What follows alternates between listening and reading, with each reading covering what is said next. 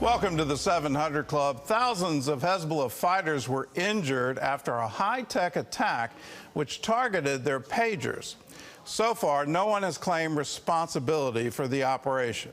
Meanwhile, Israel is making plans for military action against Hezbollah in Lebanon. CBN's George Thomas reports. This was the scene across Lebanon Tuesday. Ambulances carrying thousands to hospitals after a deadly attack on Hezbollah operatives. Thousands of pagers detonated in Lebanon after receiving a message, injuring nearly 3,000 people and killing at least 12 people, mostly members of Hezbollah. The terror group blamed Israel for the attacks and promised revenge. The Israelis have made no comment, and the U.S. says it had no prior knowledge of the attack. The pagers reportedly manufactured in Hungary and purchased by Hezbollah after leadership ordered members to get rid of their cell phones for fear they would be tracked by Israeli intelligence. The Israelis likely saw an opportunity, bought up thousands of pagers, took them apart, inserted explosives, and then put them back on the market to sell directly to Hezbollah. And then using the radio frequencies that normally bring data into that pager, they simultaneously detonated all of the pagers. Around 3:30 in the afternoon, the devices exploded in Beirut, eastern Lebanon, and parts of Syria. Among the wounded, the Iranian ambassador to Lebanon. The action is a severe blow to the terror group by disrupting its communications and putting hundreds, even thousands of operatives out of action. All of this happening as the Israeli Defense Forces ramp up their presence near the Lebanon border for a potential military action. George Thomas, CBN News. Well, it looks like Israel's behind it. It also looks like Israel is going to have some other surprises for Hezbollah. In this one, the Taiwan company that is on these pagers is saying, we didn't make them. We licensed it to a group in Hungary, and talk about ingenuity.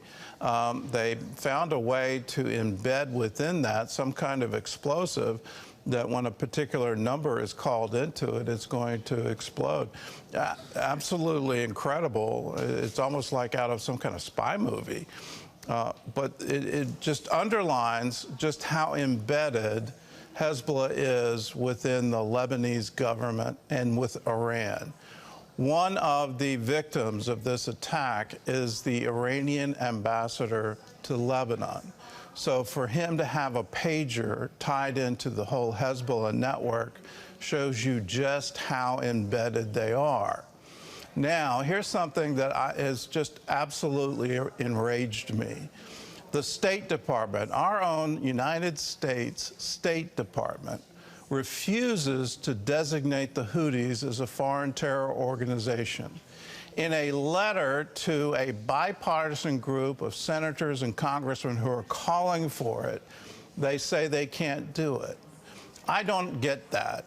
Our U.S. sailors are at risk. I live in a Navy town. I grew up in a Navy town. If you're not going to protect our sailors, I'm going to get really mad at you. And the whole issue is, well, we have to keep the ports open so that humanitarian aid can go there. Well, when they're firing missiles at our naval vessels, when they're trying to block international shipping, when they're firing sophisticated missiles at Israel, wouldn't it be nice to cut off their sources of supply? They're not manufactured there. They're being manufactured in Iran and being imported there through the very ports you're trying to stay open. Please, let's have some common sense here. And above all, let's protect our active duty military. In other news, witnesses testified to the Senate Judiciary Committee yesterday about the alarming rise of anti-Semitism. CBN's Brody Carter reports.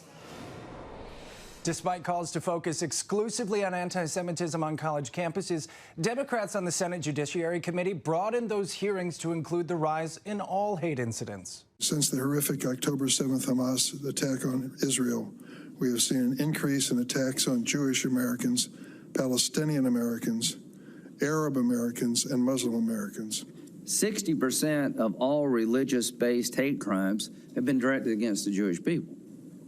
There's something going on here that needs to be addressed. Despite being only 3% of the population, Jewish Americans have remained at the top of the FBI's list of targeted groups, with anti-Semitic incidents rising more than 300% in the past year alone. What starts with the Jews never ends with the Jews, and it hasn't taken long already for the public cries from death to the Jews to become death to America and burning flags on our campuses. Rabbi Goldfeder testified Iran is supporting college protests in America. Immediately after October 7th, some of these groups, like the National Students for Justice in Palestine, came out and said, we are not just in solidarity with this movement, we are part of this movement. They chanted, we are Hamas. And when a group tells you that they are trying to provide material support to terrorists, you should believe them.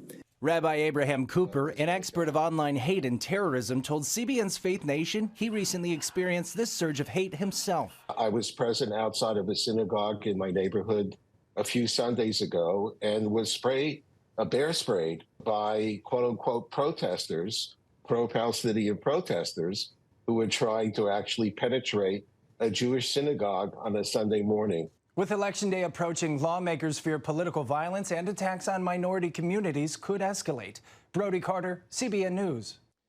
And don't think we'll escape. It's already happened here, and just the desecration of the flag at the U.S. Capitol and the cry for death to America. And that happened in front of the police, and they just let it happen. So you're damaging U.S. property, and somehow or other you're going to claim you have a right of free speech or a right of assembly. It makes no sense that you would allow that kind of activity to happen, and then members of Congress have to take it into their own hands and personally walk to that monument and raise the U.S. flag again. We've turned truth upside down, and when are we going to wake up? This is a clear and present danger. I'll quote the president of Colombia, that it's a clear and present danger. Foreign actors were on the Columbia campus. Foreign actors are behind this, and why won't we shut it down?